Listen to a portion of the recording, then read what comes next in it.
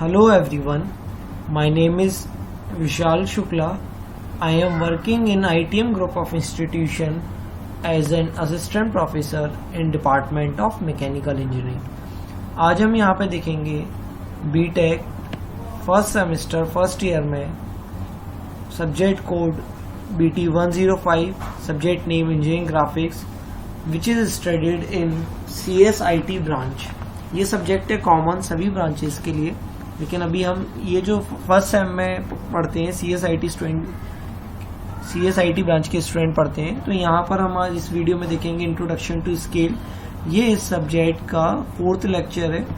अभी तक के जो हमने लेक्चर डिस्कस किए हैं, सबसे फर्स्ट लेक्चर में हमने डिस्कस किया था ओवरव्यू ऑफ द सब्जेक्ट. इस सब्जेक्ट के बारे में हमने समझा था क्यों इस सब्जेक्ट को इंट्रोड्यूस किया गया है फर्स्ट ईयर में ही, ठीक है, और क्या रीज़न है इसका फर्स्ट ईयर में. तो मैंने आपको बताया था ये एक प्रीरिक्विसाइट है for mechanical and civil engineering student. Mechanical के लिए तो स्पेशली ये एक इम्पॉर्टेंट सब्जेक्ट बन जाता है रिमेनिंग सब्जेक्ट को पढ़ने के लिए. मीन्स स्पेशली जो डिज़ाइन में जाना चाहते हैं उनके लिए तो ये सब्जेक्ट एक बेस बन जाता है. और अगर ये स्ट्रांग होगा तो वो सॉफ्टवेयर की नॉलेज, जैसे आपके ऑटोकैड की अगर हम बात करें, ऑटोकैड, सॉलिडवर्क्स, कैट या NX, ट्रोई, जो भी जितने भी डिज़ाइनिंग सॉफ्टवेयर हैं उन सब के लिए ये एज अ बेस काम करता है, ठीक है. तो हमने फर्स्ट लेक्चर में इसका ऑब्जेक्टिव देखा था, इस कोर्स का ऑब्जेक्टिव क्या है. Then we have studied it RGPV scheme. इसकी स्कीम RGPV के अकॉर्डिंग इस सब्जेक्ट की स्कीम क्या है, इसका कंटेंट क्या है, इस सब्जेक्ट का पूरा सिलेबस है क्या है, वो भी हमने देखा था यहाँ पे. देन फिर हमने देखा था जो भी हम पढ़ेंगे उसके बाद क्या हमको लर्निंग आउटकम निकल के सामने आएगा हमारे लिए. ये सब हमने फर्स्ट वीडियो लेक्चर में देखा था. सेकेंड वीडियो में हमने देखा था ड्राइंग इंस्ट्रूमेंट के बारे में. हमारे ड्राइंग इंस्ट्रूमेंट क्या होते हैं, किस तरह से हम यूज़ करते हैं, ठीक है, कब किस ड्राइंग इंस्ट्रूमेंट को यूज़ करते हैं, ये सब हमने समझा था सेकेंड वीडियो लेक्चर में. In third video lecture we have studied about the dimensioning which we do in this subject. और डायमेंशनिंग एक बहुत ही मेजर रोल प्ले करती है यहाँ पर, क्योंकि मैंने आपको बताया ये आपकी टेक्निकल ड्राइंग है. अभी तक जो भी हम ड्राइंग पढ़ते थे वो सिंपल ड्राइंग थी, आपकी सिंपल स्केचिंग थी, हम किसी तरह भी डायमेंशनिंग कर सकते थे. पर यहाँ पे जो हम डायमेंशनिंग करेंगे इस सब्जेक्ट में इंजीनियरिंग ग्राफिक्स में, वो पूरी टेक्निकल डायमेंशनिंग होगी, ठीक है, टेक्निकल ड्राइंग होगी. तो जब टेक्निकल ड्राइंग हम कर रहे हैं कुछ स्टैंडर्ड्स के अकॉर्डिंग हम फॉलो कर रहे हैं, तो उन्हीं स्टैंडर्ड्स के अकॉर्डिंग हम डायमेंशनिंग भी करते हैं. ये सब हमने थर्ड लेक्चर में देखा था. मीन्स थर्ड वीडियो में हमने देखा यहाँ पर डिफरेंट टाइप्स ऑफ डायमेंशनिंग देखी. हमने देखा aligned dimensioning system. Then we have seen unidirectional. Aligned में हमने समझा था जो भी डायमेंशंस की वैल्यू होती है वो शीट के बॉटम से हम रीड कर सकते हैं. मीन्स जो भी हॉरिजॉन्टल डायमेंशन होती है वो हम शीट के बॉटम से रीड कर सकते हैं, और जो भी वर्टिकल डायमेंशन रीड करना है अगर आपको, तो आपको right side of the sheet जाना पड़ेगा, तभी आप रीड कर पाएंगे. तो ये हो जाता है आपका अलाइन सिस्टम. ऐसा नहीं है कि आप लेफ्ट साइड जाके भी रीड कर सकें, क्योंकि अगर आप लेफ्ट साइड चले जाओगे इट मीन्स आप डेफिनेशन को फॉल्स कर रहे हो. तो आप अपने अकॉर्डिंग नहीं कर सकते कि हम राइट चले जाएं या लेफ्ट चले जाएं.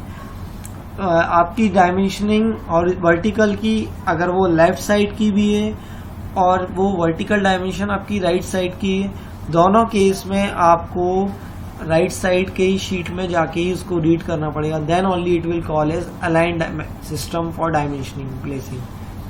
फिर हमने देखा था यूनिडायरेक्शनल हमने देखा था. Then in that system our dimensions can be readed from the bottom side of the sheet, ठीक है.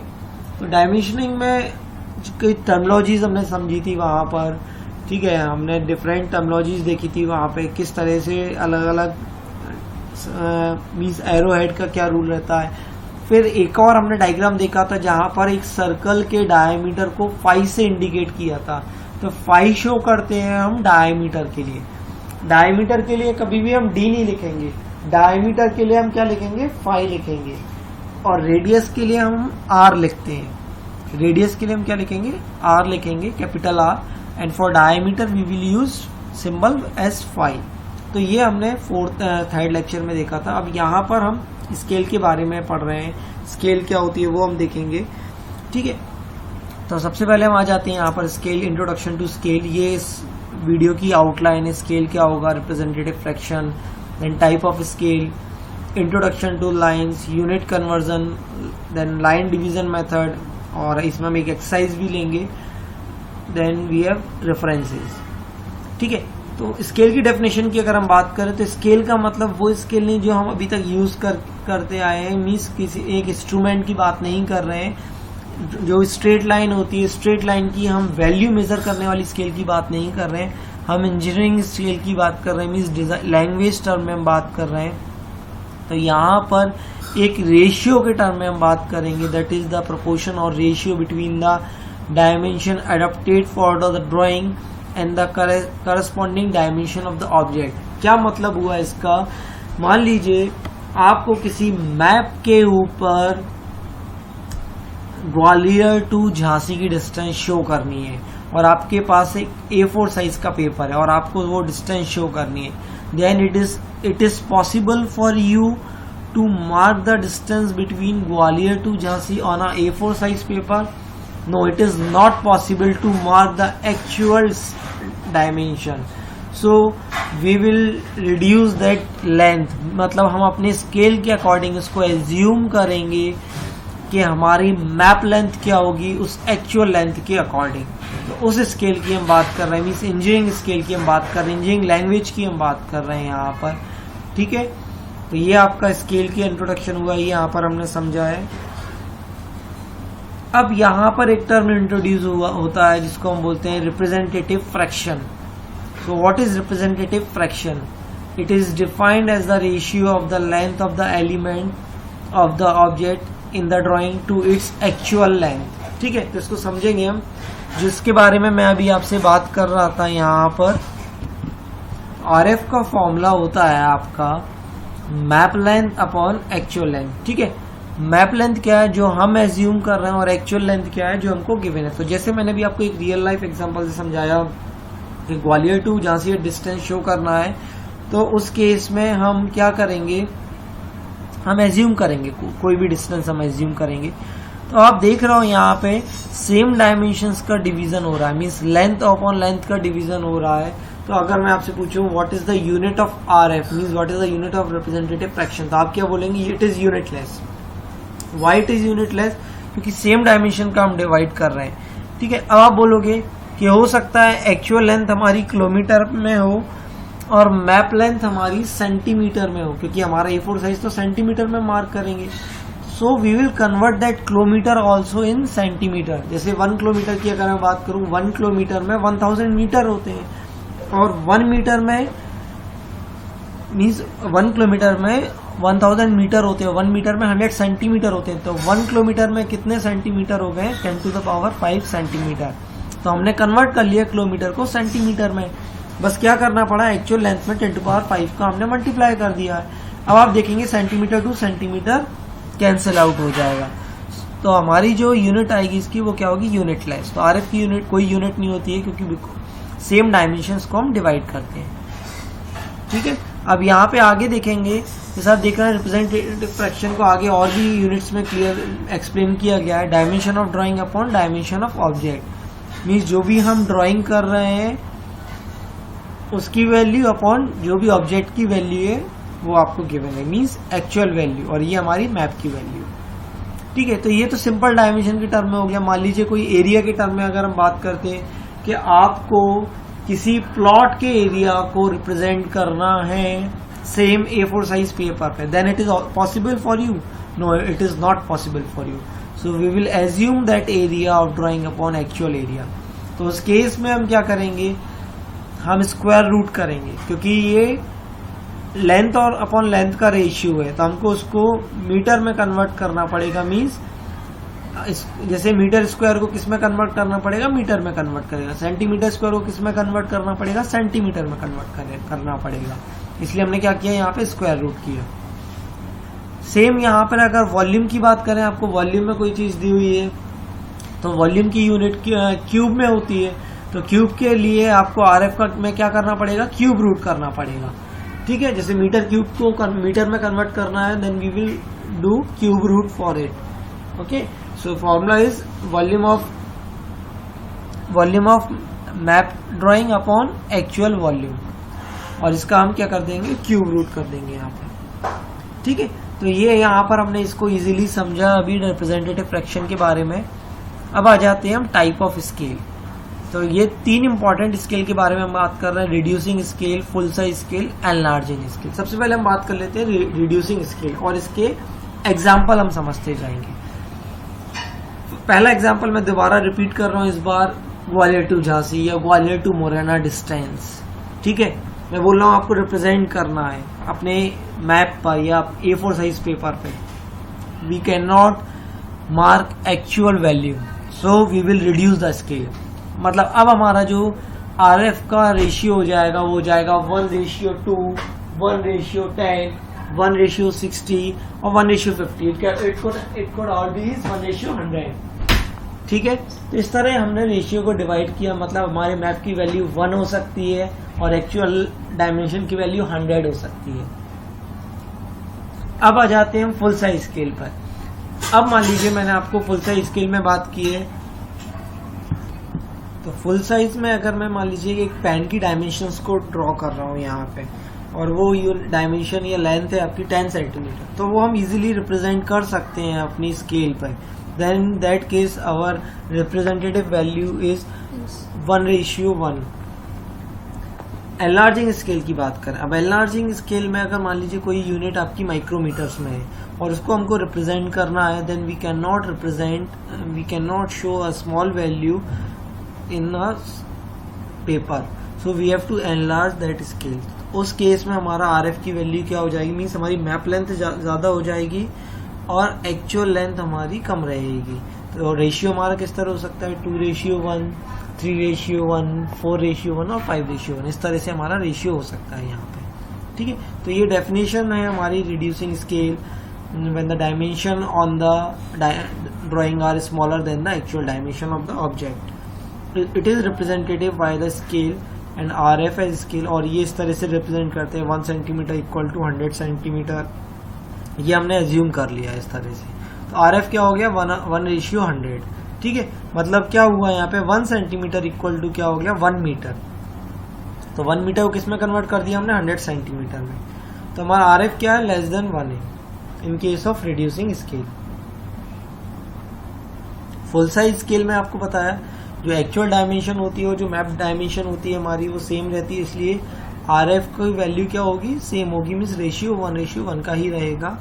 ठीक है, एनलार्जिंग स्केल में in that case when the object are very small like inside, जैसे मैंने बताया बहुत माइक्रोमीटर्स की बात करें, जैसे एग्जांपल हमने किया है रिस्ट वॉच, तो इनकी डायमेंशंस को मार्क करना है तो हमको स्केल को एनलार्ज ही करना पड़ेगा। तो उस केस में हमारे RF की वैल्यू ग्रेटर देन 1 होगी। That means ratio can be 10:1, 3:1, 5:1, 100:1। अब यहाँ पे यूनिट कन्वर्जन दिया गया है। यूनिट कन्वर्जन बहुत इंपॉर्टेंट है यहाँ पे किसी भी स्केल के प्रॉब्लम को सॉल्व करने के लिए। ठीक है, तो पहला है हमारा मीट्रिक सिस्टम, जैसे ये 1 kilometre equal to 10 hectometre, 1 hectometre equal to 10 decametre, 1 decametre equal to 10 metre, 1 metre 10 decimetre, 1 deci equal to 10 centi and 1 centi equal to 10 millimetre. तो ये पूरा मीट्रिक सिस्टम है आपका यूनिट कन्वर्जन का, और ये याद रखना पड़ेगा हमको, तभी हम क्वेश्चन को सॉल्व कर पाएंगे स्केल के, और RF में भी हमें इनकी जरूरत पड़ेगी यहाँ पे। ये आपका इंपीरियल सिस्टम है, 1 माइल इक्वल टू 8 फरलॉन्ग्स। तो जब भी इंपीरियल वाले क्वेश्चन आएंगे तो उसमें ये वाला यूनिट कन्वर्जन हमारा यूज होगा। ठीक है, अब बात करेंगे यहाँ पर हम लाइन डिवीजन मेथड की। तो लाइन डिवीजन मेथड हम समझेंगे कि लाइन को किस तरह से हम डिवाइड करते हैं। ठीक है, अगर मान लीजिए मैंने आपको एक 7 सेंटीमीटर या एक 5 सेंटीमीटर की लाइन बोल दी है और आपको मैं बोल रहा हूँ उसके 3 पार्ट करना है, 3 इक्वल पार्ट, तो क्या 5 सेंटीमीटर लाइन के हम 3 इक्वल पार्ट हमारी नॉर्मल स्केल से कर सकते हैं क्या? No, it is not possible for us. तो उसके लिए हम लाइन डिवीजन मेथड यूज करेंगे। मैं आपसे बोल रहा हूँ 6 सेंटीमीटर लाइन के आपको 3 पार्ट्स करना है, then you can do easily do 3 parts which is equal to 2 centimetre each, तो वो हम डायरेक्टली स्केल से मार्क कर देंगे 2 सेंटीमीटर्स के। ठीक है, तो हम देखते हैं यहाँ पे लाइन डिवीजन मेथड को कैसे किसी एक लाइन को हम डिवाइड करेंगे डिफरेंट पार्ट्स में। तो हम देखेंगे यहाँ पर कि कैसे हम लाइन को डिवाइड करते हैं। तो सबसे पहले मैं एक अपने अकॉर्डिंग एक क्वेश्चन ले लेता हूँ, मैं एक लाइन ड्रॉ करके बताता हूँ यहाँ पे। ठीक है, मैं यहाँ पे एक लाइन ड्रॉ कर रहा हूँ जिसकी लेंथ मैं ले रहा हूँ 5 सेंटीमीटर। ठीक है, तो ये 5 सेंटीमीटर की मैंने लाइन ड्रॉ कर ली है। अब इस लाइन के मुझे अगर 3 डिविजन्स करने, इक्वल डिवीजन, तो 5 को अगर हम 3 से डिवाइड करेंगे तो हमें जो आंसर मिलेगा वो पॉइंट पे मिलेगा। ठीक है, मीन्स जो भी, जैसे मान लीजिए हमें हमारी पास जो स्केल होती है उस स्केल में हम मेजर कर सकते हैं, मीन्स उसका लीस्ट काउंट होता है 0.1, तो हम मेजर कर सकते हैं 1.1, 1.2, 1.3, 1.4, 1.5। लेकिन मैं अगर आपसे बोलूँ आपको मेजर करना है 1.15 या 1.16, तो वो आप मेजर नहीं कर पाएंगे। ठीक है, तो इस तरह के केस में हम क्या करते हैं, लाइन डिवीजन का मेथड यूज करेंगे यहाँ पे। तो ये मैंने जो लाइन ड्रॉ करी है यहाँ पे, ये इसकी लेंथ कितनी ली है मैंने, 5 यूनिट। ठीक है, 5 सेंटीमीटर मैंने ड्रॉ की है यहाँ पर। ठीक है, अब क्या करेंगे, इसके डिवीजन हम कैसे करेंगे ये समझना है हमको। तो सबसे पहले आपको लाइन के इस कॉर्नर पॉइंट से, ये जो एंड पॉइंट आप देख रहे हैं, इस एंड पॉइंट से एक्यूट एंगल पर, मीन्स किसी भी एंगल पर आपको एक लाइन ड्रॉ करना है। एंगल आपका 90 से कम होना चाहिए, ग्रेटर देन 90 नहीं लेंगे हम, लेस देन 90 लेंगे। और वो एंगल हम प्रोट्रैक्टर से मेजर नहीं करेंगे, ये चीज ध्यान रखना है, हमको प्रोट्रैक्टर से मेजर नहीं करना है। आप किसी भी एंगल पर एक लाइन को इंक्लाइन कर देंगे यहाँ पे। तो ये मैंने इंक्लाइन कर दिया। ठीक है, मैं अभी इसकी लेंथ भी मेजर नहीं कर रहा हूं, सिंपल ये मैंने लाइन को इंक्लाइन कर दिया। ठीक है, इसकी लेंथ मैंने मेजर नहीं की। अब मैं क्या कर रहा हूं, ये जो लाइन मैंने इंक्लाइन की है, इस लाइन के मैं 3 इक्वल पार्ट करूंगा। तो इस लाइन के तो आप 3 इक्वल पार्ट कर सकते हो। कैसे करोगे, आप अपने अकॉर्डिंग कोई भी एक स्केल एज्यूम करो। ठीक है, स्केल मीन्स इक्वल लेंथ के आर्क मार्क करना है। वो भी जरूरी नहीं है कि आप स्केल से मेजर करके करें या आप डायरेक्टली कंपास से रख के करें, वो आपके ऊपर है। तो कैसे करना है, आपको अपना कंपास लेना है। मैं आपको बता देता हूं क्या करना है। कंपास लेंगे आप, ये सेंटर पॉइंट हो जाएगा आपका। ठीक है, ये सेंटर पॉइंट हो गया आपका। ठीक है, अब आपको एक आर्क ड्रॉ करना है और वो आर्क आप कितना भी ले सकते हैं। ठीक है, फॉर एग्जांपल मैं अभी उस आर्क का रेडियस ले रहा हूं, क्योंकि हम रेडियस के टर्म में बात करते हैं कंपास में, तो मैं रेडियस ले लेता हूं अभी 1 सेंटीमीटर। आप 1.5 ले सकते हैं, 2 सेंटीमीटर भी ले सकते हैं। 0.5 तो हम स्केल में मेजर नहीं कर पाते, हमारे कंपास में नहीं आ पाता है जनरली। तो 1 हम सबसे मिनिमम मेजर कर पाते हैं। तो 1, 1.5, 2, 2.5 पर इतना ज्यादा हम ग्रेटर नहीं लेते हैं। तो मान लीजिए मैंने 1 लिया, ठीक है, और ये मैं आर्क लगा रहा हूं यहाँ पे। देखिए ये आपका सेंटर पॉइंट था और इस सेंटर पॉइंट को मान के मैंने कितना रेडियस लिया, 1 सेंटीमीटर का रेडियस लेके ये आर्क लगा रहा हूं मैं। ठीक है, तो फर्स्ट आर्क आपको मिल गया। अब आपको क्या करना है, ये जो इंटरसेक्टिंग पॉइंट मिला है आपको, इस इंटरसेक्टिंग पॉइंट को सेंटर पॉइंट मानना है और उतना ही रेडियस लेना है जितना आप अभी ले चुके हैं। ऐसा नहीं कि इस बार आपने 1 लिया है तो अब आप 1.5 ले लेंगे। मैं क्या बोल रहा हूं, ये जो इंक्लाइन लेंथ है आपकी, इस लाइन के इक्वल पार्ट करेंगे आप, वो किसी भी लेंथ के हो सकते हैं। तो अभी हमने लेंथ कितनी ली है, 1। ठीक है, तो ये सेकंड पार्ट कर दिया मैंने यहां पर। अब हम थर्ड पार्ट करेंगे यहाँ पे, इसको सेंटर मानेंगे, ये हमारा सेंटर पॉइंट हो जाएगा। रेडियस कितना लेंगे हम, 1, और ये आर्क मार्क कर देंगे। तो टोटल कितने पार्ट कर लिए हमने, 3 पार्ट। ठीक है, ये मैं आपको यहाँ पे शो करना चाह रहा था। ये जो मैंने इंक्लाइन लाइन बनाई है, इस इंक्लाइन लाइन के टोटल 3 इक्वल डिवीजन हमने कर लिए हैं। अब मैं एक बार आपको डायमेंशन से शो कर देता हूं, क्योंकि ये बराबर की है तो बराबर ही आएंगे हमारे। ठीक है, फिर भी मैं आपको यहाँ पे डायमेंशन से शो कर रहा हूँ ये वैल्यूज। ये कितनी आ रही है? 1। ओके, ये भी कितनी आ रही है? 1। इस तरह से हम लेते हैं, विजिबल होगा, ये भी आपकी 1 आ रही है। ठीक है, मैं इसको फिर से रिवर्स कर देता हूं। अब आपको क्या करना है, ये तो हमने कर लिया। इसके बाद नेक्स्ट मेथड क्या है हमारा, जो लाइन का हमारा लास्ट एंड पॉइंट होता है, उस लास्ट एंड पॉइंट से यहाँ पर जितने हमने डिविजन्स किए हैं उसमें लास्ट वाले डिवीजन से हम एक लाइन ड्रॉ कर देते हैं with the help of scale. ठीक है, ये मैं स्ट्रेट लाइन ड्रॉ कर रहा हूँ with the help of scale. Draw कर दिए, हम स्केल से ड्रॉ कर सकते हैं और otherwise we can use drafter. अगर हम लैब में हैं, मीन्स हमारे पास टेबल है, ड्राइंग टेबल है, then we can fix drafter on it and we can draw straight line from this end point and the last intersecting point of this inclined line. अब क्या करना है, now we have to draw a parallel line. ठीक है, parallel line draw करेंगे from all these remaining 2 points which is parallel to this line with the help of mini drafter और with the help of roller scale. ठीक है, तो हम इसको draw करेंगे। कैसे ड्रॉ करेंगे वो मैं आपको यहाँ पे शो कर देता हूँ। ये आपने लाइन ली, यहाँ पे आप ड्राफ्टर रखेंगे और उसकी जो आपकी बार है या एक्सिस, उसको हम आगे शिफ्ट करते जाएंगे। और कहाँ से ड्रॉ करना है, इस पॉइंट के पैरेलल, मींस इस लाइन के पैरेलल जितने भी ये पॉइंट है, इन पॉइंट से हम लाइन ड्रॉ करते जाएंगे। ये फर्स्ट और ये सेकंड। तो आप देख रहे हैं हमारी ये लाइन जो जा रही है वो पैरेलली मूव कर रही है। तो हमने 3 लाइंस को ड्रॉ कर दिया है यहाँ पे। अब ये जो एक्स्ट्रा ऊपर चली गई लाइंस, उसको मैं यहाँ पे इरेज कर देता हूँ। ठीक है, तो ये हमारा ड्राइंग पार्ट कंप्लीट हो गया, मीन्स हमने लाइन डिवीजन मेथड कंप्लीट कर लिया है। अब चेक कर लेते हैं ये जो लाइन मैंने ड्रॉ की थी 5 सेंटीमीटर की, ये इक्वली डिवाइड हुई है या नहीं हुई है यहाँ पे। तो डायमेंशन में जाएंगे, हम चेक करेंगे।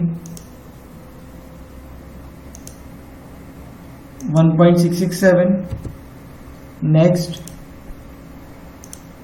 1.667, नेक्स्ट 1.667। ठीक है, तो देख रहे हैं, इट मींस हमने जो डिविजन्स किए हैं वो इक्वल डिवीजन हुए हैं। तो यहाँ पर हमने देखा किस तरह से लाइन को हम इक्वली डिवाइड कर सकते हैं बाय यूजिंग दिस मेथड। ठीक है, तो हमने इस वीडियो में देखा किस तरह से हमने लाइन को डिवाइड किया है इक्वल पार्ट्स में। ठीक है, और या अगर आपके पार्ट, जैसे मान लीजिए मैंने आपको बताया 6 सेंटीमीटर की हम लाइन लेते हो, 3 डिवीजन करना है तो डायरेक्टली हम स्केल से कर सकते हैं। पर जब हम स्केल से मेजर नहीं कर सकते हैं पार्ट्स को, तो उस केस में हम कैसे लाइन को डिवाइड करते हैं ये देखा। ठीक है, तो यहाँ पर ये मेथड मैंने आपको बताई है, हमने एंगल बना के समझा है यहाँ पर। अब यहाँ पर जितना भी इस वीडियो में हमने देखा उससे रिलेटेड कुछ एक्सरसाइज प्रॉब्लम है, उसको मैं यहाँ पे ले लेता हूँ, इनको सॉल्व हम कर सकते हैं। ठीक है, तो ये कुछ ऑप्शंस हैं भी दिए हुए हैं यहाँ पर। जैसे फर्स्ट क्वेश्चन मैं यहाँ पे डिस्कस करता हूँ आपसे, for drawing the component of a wrist watch the scale is used. कौन सी स्केल यूज होगी, क्योंकि हमने यहाँ पर स्केल के बारे में पढ़ा है, 3 स्केल पढ़ी है, reduce scale, full scale and enlarging scale. इन तीनों को हमने बहुत अच्छे से डिटेल में डिस्कस किया है और ये भी समझा है कि रिड्यूस स्केल कब लेते हैं, फुल स्केल हम कब लेते हैं और एनलार्ज स्केल कब लेते हैं। एनलार्ज के बारे में जैसे मैंने आपको बताया था, जब भी आपके माइक्रोमीटर्स में होते हैं डायमेंशंस, तो उस केस में हमको अपनी मैप लेंथ बढ़ानी, में जो भी हम डायग्राम ड्रॉ करेंगे उसकी लेंथ बढ़ानी पड़ेगी। डिस्टेंस ज़्यादा होगी और हमको ड्रॉ करना है और हमको स्केल को रिड्यूस करना पड़ेगा। डिस्टेंस नॉर्मल है, हम एक्चुअल में ड्रॉ कर सकते हैं, तो स्केल फुल साइज स्केल होती है। तो इसका आंसर आप खुद बताएंगे क्वेश्चन को समझ के, जो भी मैंने बताया इस वीडियो को पूरा देखने के बाद। फिर सेकंड क्वेश्चन है यहाँ पे, the RF of scale is always less than 1, greater than 1 और इक्वल टू 1। तो यहाँ पर क्या हो सकता है, ये 3 ऑप्शन दिए हैं मैंने। ठीक है, तो अब ऑलवेज की बात कर रहे हैं तो आप ये भी समझ के बताएंगे कि यहाँ पर ये तीनों में से क्या हो सकते हैं ऑप्शंस। ठीक है, फिर हम बात करेंगे unit of RF is cubic means centimetre cube, centimetre square और यूनिटलेस। ये भी आप बताएंगे यहाँ पे वीडियो को देखने के बाद। ये एक सिंपल सा क्वेश्चन है। The full form of RF is reducing fraction, representative fraction और रिड्यूसिंग फैक्टर, ये बता सकते हैं। फिर उसके बाद हमने देखा था अभी लाइन डिवीजन मेथड पढ़ा इस वीडियो में। एक लाइन को डिवाइड किया था हमने, 5 सेंटीमीटर की लाइन है, उसको 3 पार्ट्स में हमने डिवाइड किया था, ये देखा। तो यहाँ पर एक क्वेश्चन मैंने आपको दिया है, अगर आपने इसको वीडियो को प्रॉपरली समझा अच्छे से, तो ये क्वेश्चन आप इजीली कर सकते हैं। मैंने दिया है you have to divide a 7 centimetre line into 5 equal parts. ठीक है, अगर मैं इस क्वेश्चन को बोल दूं you have to divide a 7 centimetre line in 7 equal part, तो आप क्या करोगे, सिंपल 1 सेंटीमीटर के स्केल से आप पॉइंट मार्क कर देंगे। और मैं बोल रहा हूँ you have to divide the scale this 7 centimetre line into 3 part, तो आप डायरेक्टली डिवाइड नहीं कर पाओगे। Then in that case you have to use line division method. इस केस में भी हम लाइन डिवीजन मेथड करेंगे। तो अकेला ये एक ही क्वेश्चन नहीं है, इस तरह से आप काफी क्वेश्चन कर सकते हैं जहां पर आप लाइन डिवीजन मेथड का यूज करेंगे। तो ये प्रैक्टिस हो जाएगी आपकी यहाँ से, और ये आपको करना ही है प्रैक्टिस, क्योंकि अगर आप ये सब्जेक्ट जो है वो पूरा आपकी प्रैक्टिस पर बेस्ड है। आप जितनी ज़्यादा प्रैक्टिस करोगे उतना इजी रहेगा आपको इन क्वेश्चंस को समझना, इसको सब्जेक्ट के कॉन्सेप्ट को समझना। ठीक है, अगर ये आपको लाइन डिवीजन मेथड क्लियर हो जाएगी तब फिर हम आगे बात करेंगे वहाँ पर आपके प्लेन स्केल और डायगोनल स्केल के बारे में। अच्छा, एक इम्पॉर्टेंट चीज़ है जो यहाँ पे हम समझते हैं, जब हम प्लेन स्केल और पढ़ेंगे तो हम लेंथ ऑफ स्केल के बारे में पढ़ते हैं। लेंथ ऑफ स्केल का मतलब होता है जो हम लाइन ड्रॉ करते हैं वो कितने लेंथ की होती है। तो उसका एक फॉर्मूला होता है, that is maximum length into representative fraction. क्या मतलब हुआ इसका, जैसे मान लीजिए कोई डिस्टेंस है 50 किलोमीटर की है, तो उसको हम मैप में कितने डिस्टेंस से रिप्रेजेंट करें, वो होता है हमारा लेंथ ऑफ स्केल। तो वो भी हम देखेंगे आगे क्वेश्चन जब करेंगे, तो उसको भी हम डिटेल में समझेंगे। ठीक है, तो ये सब हमने इस वीडियो में पढ़ा, और ये एक्सरसाइज है, ये असाइनमेंट वर्क है आपके लिए, आपको इसको करना होगा। ठीक है, तो ये टेक्स्ट बुक्स आप प्रेफर कर सकते हैं इस सब्जेक्ट के लिए। थैंक यू वेरी मच, आपने अपना प्रीशियस टाइम दिया इस वीडियो को देखने के लिए। Okay student, thank you very much.